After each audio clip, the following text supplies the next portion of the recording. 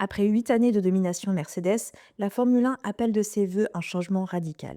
Les courses sont devenues prévisibles, les dépassements rares, le spectacle monotone. La faute à une aérodynamique trop dépendante. Quand une voiture suit une autre, elle perd jusqu'à 40% de son appui aérodynamique dans l'air turbulent, rendant les dépassements quasi impossibles. La FIA décide donc d'une révolution complète des règlements techniques en 2022. Les objectifs sont clairs. Permettre aux voitures de se suivre de près sans perte d'appui, augmenter le nombre de dépassements, réduire les écarts de performance entre équipes et diminuer les coûts via un budget cap strict. L'innovation majeure est le retour de l'effet de sol, interdit depuis 1983. Mais contrairement aux années 70 où les équipes utilisaient des jupes latérales pour sceller le fond plat, le nouveau règlement impose des tunnels aérodynamiques sculptés dans le plancher de la voiture. Ces tunnels, en forme de venturi, accélèrent l'air sous la voiture, créant une dépression qui l'aspire vers le sol. L'avantage majeur, cet appui est peu perturbé par l'air sale généré par les voitures de devant. Une monoplace peut donc suivre un concurrent de près sans perdre drastiquement de performance. Les ailerons, au contraire, sont simplifiés. Les ailerons complexes, les bargeboards, tous ces impadices aérodynamiques qui défiguraient les voitures récentes sont interdits. Les monoplaces 2022 sont visuellement plus simples, plus propres, plus rétro. Mais l'effet de sol réintroduit un problème ancien, le marsouinage. À haute vitesse, la dépression sous la voiture devient tellement forte que le châssis est aspiré vers le sol. Quand il touche, l'effet de sol est interrompu. La voiture remonte brutalement, puis est à nouveau aspirée. Ceci crée un rebond vertical violent et rapide, très éprouvant pour les pilotes et dangereux pour leur santé. Mercedes, Ferrari et d'autres équipes souffrent cruellement de ce phénomène au début de la saison 2022. Les pilotes se plaignent de douleurs dorsales, de vision trouble. Lewis Hamilton sort de son cockpit à bas coût visiblement souffrant, le dos en compote. Red Bull et Ferrari, qui ont trouvé des solutions techniques pour minimiser le marsouinage, dominent. Mais cela crée un débat réglementaire intense. Faut-il modifier les règles en cours de saison pour protéger la santé des pilotes? Mercedes pousse pour, Red Bull s'y oppose, arguant que c'est un problème de conception, pas de règlement. Finalement, la FIA impose des limites d'oscillement vertical à partir de mi-saison, obligeant les équipes à résoudre le problème. Parallèlement au changement technique, la F1 impose pour la première fois un plafond budgétaire strict, 140 millions de dollars par saison. Ce budget cap vise à réduire l'avantage des équipes d'usines disposant de ressources quasi illimitées. Les grandes équipes doivent licencier des centaines d'employés. Mercedes passe de 1200 personnes à moins de 800. Ferrari restructure drastiquement. Des ingénieurs de haut niveau sont remerciés. Certains rejoignent des équipes plus modestes, redistribuant les talents. Le champ se resserre. L'écart entre la pole position et la 10e place sur la grille tombe soudainement sous une seconde. Une situation impensable durant l'ère hybride précédente. En 2022, Red Bull est accusé d'avoir dépassé le budget cap de quelques millions.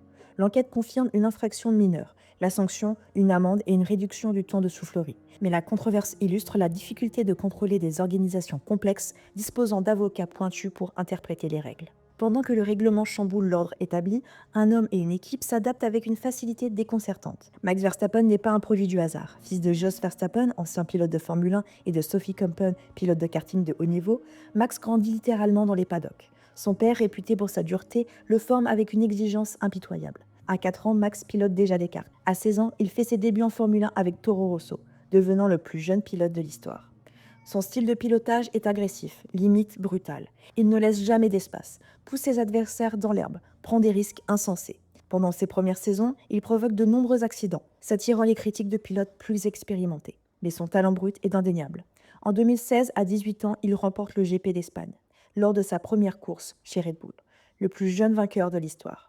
Les années suivantes le voient mûrir, canaliser son agressivité sans perdre sa vitesse pure. 2021, le sac champion du monde. Mais c'est en 2022 et 2023 qu'il atteint une autre dimension. La Red Bull RB18 de 2022, développée sous la direction technique d'Adrian Newey et Pierre Waché, est une réussite technique totale. Et il exploite parfaitement le nouveau règlement, génère de l'appui sans marsouinage, fonctionne sur tous les types de circuits. Verstappen remporte 15 victoires en 2022, dont 11 consécutives en fin de saison. Un record. Il devient champion avec 4 courses d'avance. Mais 2023 dépasse encore ce niveau. La RB19 est peut-être la voiture la plus dominante de l'histoire de la Formule 1. Sur 22 courses, Verstappen en remporte 19. Il signe également le record du plus grand nombre de victoires consécutives, 10 courses d'affilée. Les qualifications deviennent des formalités. Verstappen place régulièrement sa Red Bull en pole avec plus d'une demi-seconde d'avance. Les courses se transforment en démonstrations. Il s'envole dès le départ, creuse l'écart, gère sa course, l'ennui guette. Certains fans critiquent ouvertement. C'est Schumacher Ferrari 2022-2024 bis. C'est prévisible, c'est ennuyeux. D'autres admirent la perfection technique. Ce que Verstappen et Red Bull accomplissent relève de l'excellence absolue. 2024 confirme la tendance, bien que Ferrari et McLaren commencent à se rapprocher en fin de saison.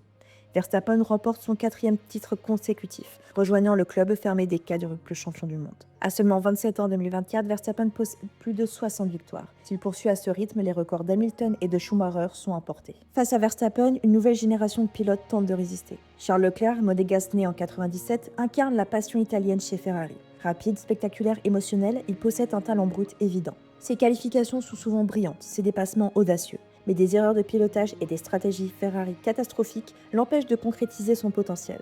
George Russell, britannique né en 98, représente la nouvelle école. Analytique, professionnel, promu chez Mercedes en 2022 après 3 saisons passées chez Williams, il bat régulièrement Hamilton en qualification, prouvant son calibre.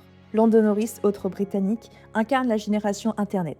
Streamer Twitch, humoriste sur les réseaux sociaux, Norris a une personnalité attachante qui lui vaut une base de fans immense. Sur piste, il confirme progressivement son statut de top pilote, remportant sa première victoire en 2024 et défiant Verstappen.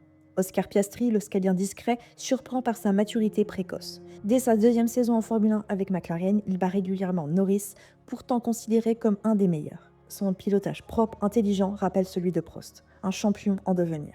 Ces jeunes pilotes grandissent dans un monde différent de leurs prédécesseurs. Ils sont des marques personnelles, des influenceurs, des entrepreneurs. Norris possède sa propre marque de vêtements. Russell négocie lui-même ses contrats. Leclerc produit du contenu pour des milliers de followers. La F1 n'est plus seulement du sport, c'est du divertissement globalisé. Le calendrier de la Formule 1 explose. En 2023, 23 courses sont organisées. En 2024, 24. En 2025, c'est également 24 courses. Les équipes, les pilotes, le personnel voyagent sans cesse, enchaînant des triple headers épuisants. De nouveaux pays rejoignent le calendrier, Miami et Las Vegas aux États-Unis, le Qatar et l'Arabie Saoudite. Ces courses offrent des cachets faramineux à la Formule 1, mais soulèvent des questions éthiques. Peut-on courir dans des pays aux droits humains contestables ? Les audiences explosent. Drive to Survive a créé des millions de nouveaux fans. Les réseaux sociaux amplifient chaque polémique, chaque dépassement. La Formule 1 devient un phénomène global dépassant largement le simple cadre sportif. Financièrement, le sport se porte mieux que jamais. Liberty Media, propriétaire de la Formule 1 depuis 2017, a transformé le modèle économique. Les équipes reçoivent désormais une part plus équitable des revenus. Les droits TV sont négociés agressivement, le merchandising explose. La valorisation de la Formule 1 dépasse 20 milliards de dollars. Mais cette croissance pose des questions. La Formule 1 perd-elle son âme ? L'authenticité sportive est-elle sacrifiée pour l'autel du profit ? En 2026, un grand changement se profile. Un nouveau règlement moteur radicalement différent. Les groupes propulseurs 2026 marquent une rupture majeure. Suppression du MGUH, le système de récupération d'énergie de gaz d'échappement, considéré comme trop complexe et coûteux, disparaît. C'est une des innovations les plus brillantes de l'ère hybride, mais son abandon vise à attirer de nouveaux constructeurs. Un MGUK plus puissant, le moteur électrique de récupération d'énergie cinétique passe de 160 à 350 chevaux, une augmentation massive qui rendra la composante électrique bien plus importante. Puissance électrique accrue, part d'énergie électrique déployée par tour passera de 20% actuellement à plus de 50%. Les voitures deviendront des hybrides rechargeables ultra performantes. Carburant 100% durable. L'essence utilisée sera entièrement composée de biocarburant ou de carburant synthétique avec un bilan carbone neutre. Une révolution environnementale. Moteur plus petit et léger. Pour compenser la puissance électrique accrue, les moteurs thermiques perdront en cylindrée et en poids. Ces changements visent à rendre la Formule 1 plus pertinente et écologique, tout en maintenant des performances de pointe. L'annonce majeure de 2026 est l'arrivée d'Audi, comme constructeur à part entière. Le géant allemand reprendra l'équipe Sauber. C'est la première fois depuis des années qu'un nouveau constructeur majeur rejoint la Formule 1. Honda est revenu en 2015, mais avait déjà une histoire en Formule 1. Pour Audi, c'est une première absolue. Cette arrivée signale que les grands constructeurs automobiles voient à nouveau la Formule 1 comme pertinente pour leur image et leur développement technologique. Les motorisations hybrides complexes de la Formule 1 offrent des applications directes pour les voitures de route. D'autres constructeurs observent. Porsche a failli s'engager avec Red Bull avant de renoncer. Ford revient en partenariat avec Red Bull. L'attractivité de la Formule 1 pour l'industrie automobile est au sommet. La Formule 1 se positionne désormais comme un laboratoire de technologie durable. L'objectif officiel, atteindre la neutralité carbone complète d'ici 2030. Cela inclut les carburants 100% durables dès 2026, la logistique repensée, avions cargo optimisés, transport maritime plutôt qu'aérien quand possible, les usines des équipes alimentées par énergie renouvelable et les circuits équipés de panneaux solaires, systèmes de récupération et de pluie. Certains critiquent l'hypocrisie. Comment un sport qui fait rugir des moteurs à 15 000 tours minute et voyage à travers le monde peut-il prétendre à l'écologie ?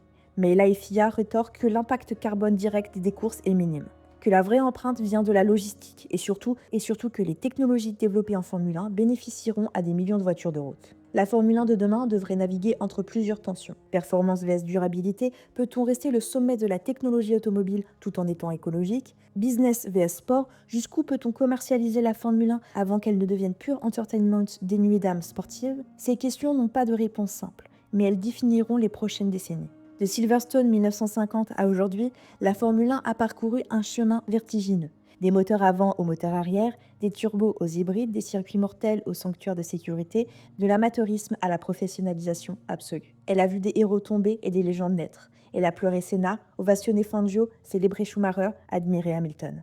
Elle a été le théâtre de drames shakespeariens, de rivalités homériques, de retournements impossibles. Elle a innové sans cesse, repoussant les frontières de l'ingénierie, testant des technologies qui équiperont demain nos voitures quotidiennes.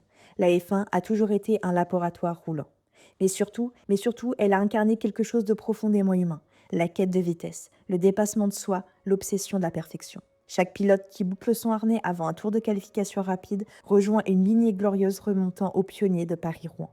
La technologie évolue, les règlements changent, les générations passent, mais l'essence reste. Des hommes et des femmes repoussent les limites de la vitesse sur des machines à la pointe de la technologie, sous les yeux de millions de passionnés à travers le monde.